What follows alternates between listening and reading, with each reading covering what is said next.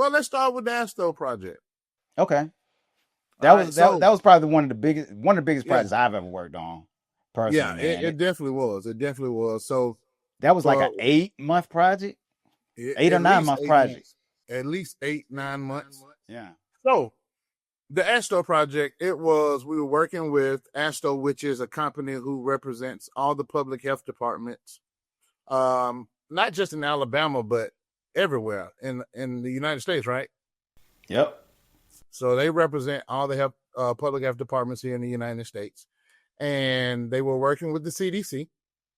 And this was right during the height of COVID, the beginning and the middle part of COVID. And so they needed a team to create and produce some medical training videos for the Federated States of Micronesia.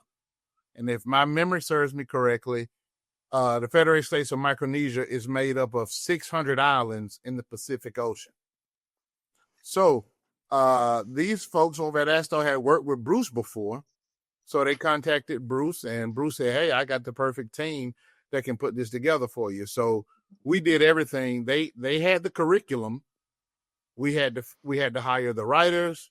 We had to hire the staff, which is everybody you see here, plus probably a few people that are not on here. And then we had to find all the actors. Yep, the talent. Had to find all the actors to portray doctors and instructors and all kind of stuff. So, I mean, in the middle of COVID. So one of my big parts at the beginning was casting. I had to find people to portray the different people that we needed, and we were looking for islanders, Pacific Islanders, to play these parts. And man, when I tell y'all, I had people from all over the place sending in their headshots, their resumes. I even had one old white guy with a cowboy hat on send me his stuff telling me he wanted to be one of my Pacific Islanders. There ain't nowhere in the world this dude was going to look like he was from no island in the Pacific Ocean. But we just had, it just was a lot of fun, man. So that project, I don't know if Will remembers this part, but I think Bruce, this was towards the end. Bruce was getting ready to go. Were you headed out of town on a cruise? I was going on vacation, a much needed vacation. Because this project broke me down, man. I put a lot into it, just trying to juggle everything. Lots and tons of editing, man. But like we were getting ready to go on vacation. And I needed to keep the ball moving. So reached out to both Will and Chris. Yeah. Bruce was the contact for the whole thing. And next thing you know, he said, hey, I'm going on vacation. I'm finna leave you and Will in charge to handle the rest of this project while I'm gone. And I'm like, oh, okay.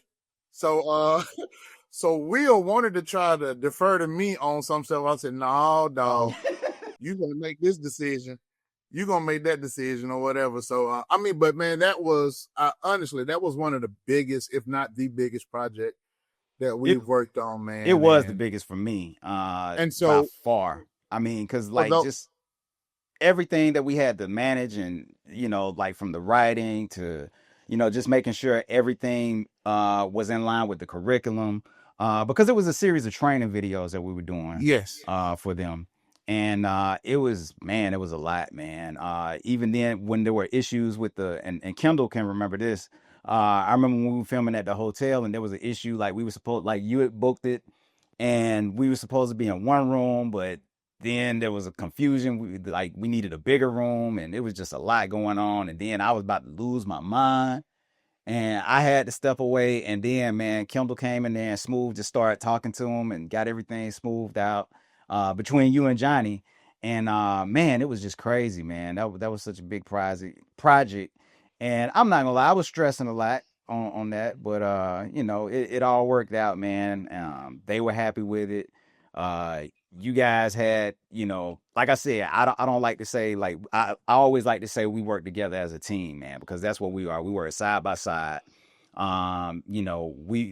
all leaders in my mind. And like, man, you guys just kind of, when I was falling back, you guys held me up, man. And I appreciate that, man. See, man, one thing about this crew, man, and everybody's a boss in their own rights. Everybody is great at what they do. But when we come together, I defer as a leader, not a boss. Thank you very much. Whatever. I'm with you, Will. I'm a leader. That's it. Everybody's a boss, a leader, whatever you want to say, in their own right. But that's the final boss. That's our boss right there, Tanya. Tanya is our boss. But when we all come together, there's no big heads within this group. You know, everybody says, okay, what role am I playing today? You know, regardless of what your expertise are, you know, everybody say, where do I need to be today? And everybody just gets into their mode. Everybody gets into their mode. They're right there where they need to be. You know, so I mean, like Barron. I can take Barron for an example. Barron was the DP on the World Games video. But when we got into certain days where it was just he and I videoing something, he was like, okay, Johnny, what do you want? How does this look? You know, and every time he would film something, whenever we would cut, he would come back to me, show it to me on this camera. What do you think about this? Is this good? You straight with that? You cool? I'm like, dude, I don't run the camera. You know, I did my part. I'm producing. I did my part. I done got the people together and all this other stuff. You do what you do. It don't matter to me, man. I mean, and the project came out amazing. I mean, we won a ton of awards for that particular project, man. And Killer Kodum. Now we're gonna have to talk about how that name came about. But Killer Kodum, man, I remember we were sitting there out at the park. And he's flying the drone. And I mean, he's flying that drone all over Birmingham. And when we're sitting there Railroad Park, this man that went all into a restaurant with his drone, and these folks sitting there looking at where is this thing coming from? Flying all through the baseball game and everything. I'm man, the police gonna come get us. But but it was cool, man. We didn't get in no trouble, but it was cool, man. We all had a lot of fun. That was another big project too. That World Games project was huge and major as well, man. Definitely one. Did something happen to your drone that day? Oh Lord, have mercy. Oh my God! I was just about to say that. Yeah, it got what was that? Well, it got smacked by 18-wheeler. 18-wheeler. More stories. Here it goes. At the worship center, Will. At the worship center.